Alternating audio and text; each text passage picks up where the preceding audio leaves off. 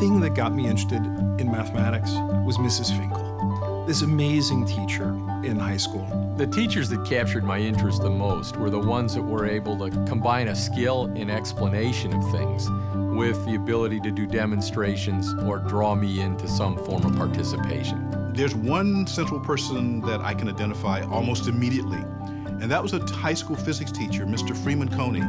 God, that guy loved physics. And not only did he love the discipline, he was able to transmit that to those of us who were sitting in the classroom who actually wanted to listen to what was going on. When you have a teacher that has a passion for science, that really is inspiring to students. One gets motivated at different points along the way in one's life by different people. And my parents were my greatest and my first inspiration. When I was 11, I read Rachel Carson's other book, The Sea Around Us, and discovered the magical world of the ocean and resolved then and there that I was going to be a marine biologist. It's not just enough to encourage young girls to enjoy science and go into it. They've got to have good teachers, and they've got to have people who can inspire them and show them role models and make it fun for them. I always remember one thing Mr. Albrecht told us. He said, wiggle your ears before you wiggle your pencil.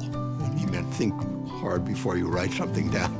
What was particularly inspiring about these teachers was that we would have classes of 60 or 70 students, and yet they would still find time, usually on weekends, to take those of us who wanted to learn more, to find laboratories where we could actually use equipment that the high school didn't have. It's these synergies between students and professors that produces great science, new discoveries.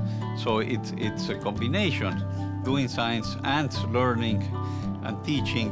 I will never forget the teachers I had. Inspiration is important, understanding the beauty of something is important, but hard work, and even brilliant people work very hard to do great things.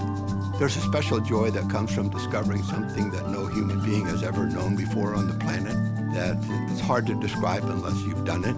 Understanding how the process is really done, I think is more important than the things that you actually learn. A handful of extraordinary teachers were very, very important in just giving me the self-confidence to pursue science in an exciting way. There's nothing like a great teacher. My high school physics class was something that I found riveting.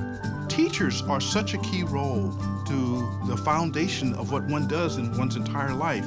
And certainly as a scientist, I think most of us can point back to say 1, 2, or 3 people who absolutely were the foundation of our scientific background. There's no substitute for a great teacher.